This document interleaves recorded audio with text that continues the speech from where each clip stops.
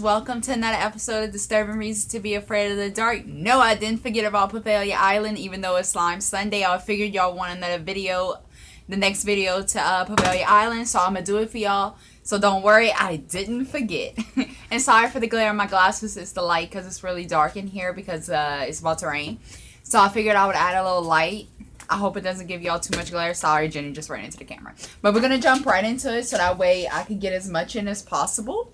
And without further ado, let's get started. Don't forget to go check out my slime video. And if you have not watched the other two parts, I would recommend you go listen to them, watch them, so that way you're caught up and you know what's going on. Because if you don't, you'll be lost and you'll be like, what in the world is going on here? What is this story? What is this about? Especially if you don't know no history about Poveglia Island. And after this, I'll try to look up some weird things that happen on Poveglia Island. But I have so much going on right now that that's probably going to be after this, hopefully, or maybe after my other stuff. We'll see.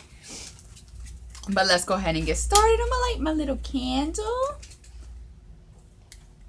And it's not gonna light. I lit. Alright. So let's go ahead and get started. And remember, she is on the island. And let's finish it. Well, we're probably not gonna finish it today. We'll see. When I finally came to, the morning sunshine shone through the room, illuminating everything in the welcoming sun. When I sat up, the straps just seemed to caress my skin ever so lightly and fall off, as if they'd never been tightened at all. Or the more frightening option, someone had come into the room while I slept and undid them.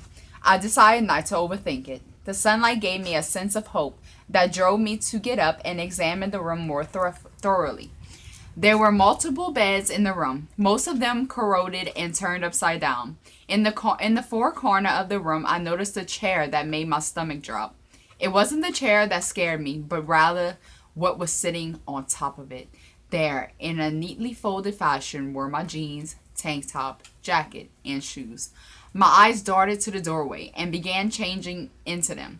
Once I was fully dressed, the sudden realization of loneliness overcame me, and my mind drifted to Michael. Oh my God, Michael. I quickly and quietly made my way to the doorway and peeked out into the hall. I crept down the hall and around the corner, sticking to the walls and staying on my toes as much as I could. I felt like I was in a James Bond movie on a mission, not a wanting to be detected by the enemy. When I made it to the room, I saw Michael in, and I froze in my tracks. It was empty. The smell of charred flesh and potpourri was no longer there. There was no blood on the ground, no doctors, and Michael was not on the open, clean operating table. There was no one. I was alone. I walked inside and began looking around for clues. Maybe they moved the body and cleaned up afterwards. I continued my search, kicking away fallen boards and fallen leaves that drifted in from the window. There was nothing notable. A few used needles, probably from people shooting up while visiting the island, some trash, and an old pair of white shoes that had probably belonged to a very dedicated nurse at one point. I moved my search to a few other rooms and eventually felt at ease. This particular building was empty. I was safe, as much as my mind would let me to believe. I made my way out through a large doorway and looked around. The building I came from seemed to be in the middle of a few larger ones. I figured that the church-like structure had to be on the south side, since it was the first initial shelter we found yesterday. With every step I took, I became more excited and determined to meet up with everyone and get the fudge off this island. Everyone except Michael. My stomach churned at the thought of having to explain to Sahara that her husband was most likely dead. I made my way through some shrubbery and what appeared to be a remnants of a vineyard. So I searched around for anything edible and found a few grapes that seemed more than fine to eat. While maneuvering myself over a broken branch, I somehow lost my footing and landed with a hard thud onto the soil.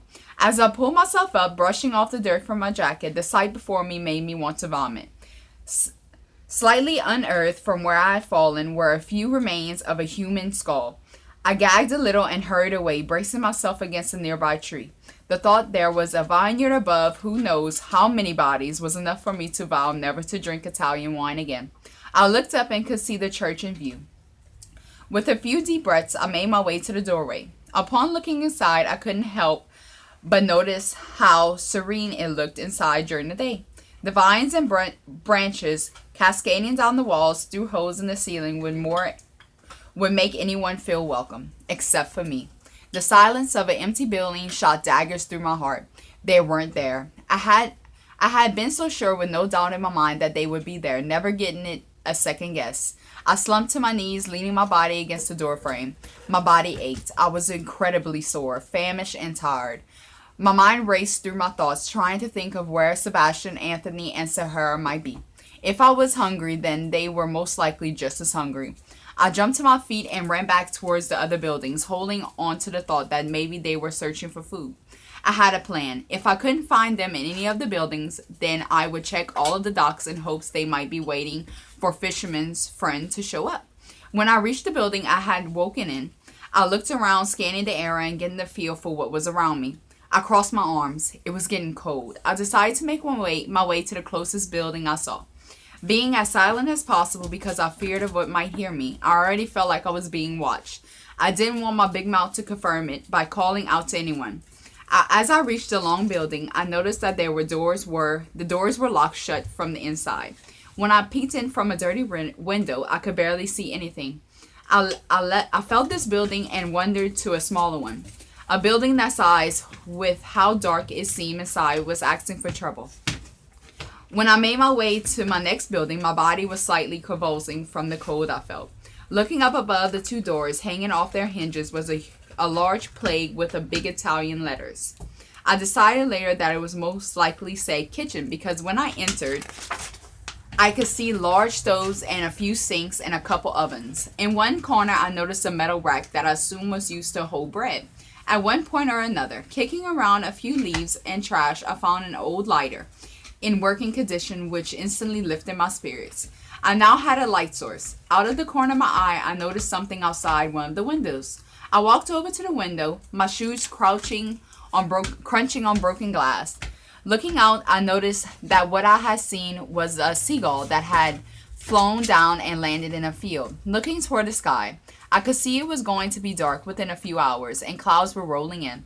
There was no way I would be able to find my group before dark. I was going to have to stay another night. The alarming fact of this put me into a weird sense of panic determination. I ran over to one of the side rooms, hoping maybe I could barricade myself into one, but I wasn't having much luck, since they all had windows. I opened one of the doors in the main room where I had seen all of the ovens and stoves, and smiled a little.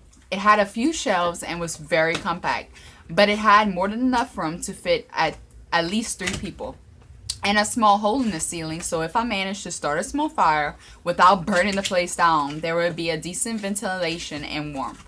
I got to work on preparing to hold myself up in that small pantry for the night to come. Little did I know my efforts would make no difference. I woke in a puddle of water, yet again in a frenzied panic. The light rain from outside trickling down from the hole in the ceiling onto my cheeks. I was soaked, my hair dripping with sweat and rainwater. The small fire consisted of twigs and leaves I managed to create was long diminished, leaving me in darkness. I could hear shuffling footsteps behind the door. I struggled with the old lighter covering my mouth. In the silence, it felt like my breathing was much louder than it was. I sat there, straining my ears to hear any sign of movement. The footsteps started again and faded away. My body was so cold and my clothes stuck to me. I sneezed. I heard running footsteps stomping onto the ground and a large slam right into the door. I jumped with fear and slid into the corner. I couldn't tell if I was crying or if it was just the rain falling on me from overhead. The footsteps shuffled away once more. I sat there, terrified beyond belief. Whatever was out there knew I was hiding in here. I wasn't sure if it was gone, but I forced myself to stay in that corner until I knew it was safe to leave. Okay, that's all we have enough time for today. I'm so sorry, guys. But please stay tuned for the next part. I wish I could read y'all more, but it's just I'm just not going to be able to stop. I don't want to leave y'all hanging on a real big cliffhanger. But I find that was a pretty big cliffhanger. But Who cares? I know y'all enjoyed it. Please, if y'all haven't watched the other ones, go watch them. Go watch my slime video. Go watch my other videos. Subscribe to my channel. Like, comment. And remember, I do take requests. So if you have something that you want me to research and you want me to find out things about that you might not know, or pictures or anything like that, I am more than happy to do it. And even if you have like little requests, like if you want me to do something that's a little different, I will do it, because like I said, if it has nothing to do with paranormal, I will squeeze it in after I do this. So don't worry about that. If you have any requests, just let me know. And I hope y'all have a good rest of the weekend that we have left, and a good week. Y'all please stay warm. And remember, stay scared, my Nikki Lou.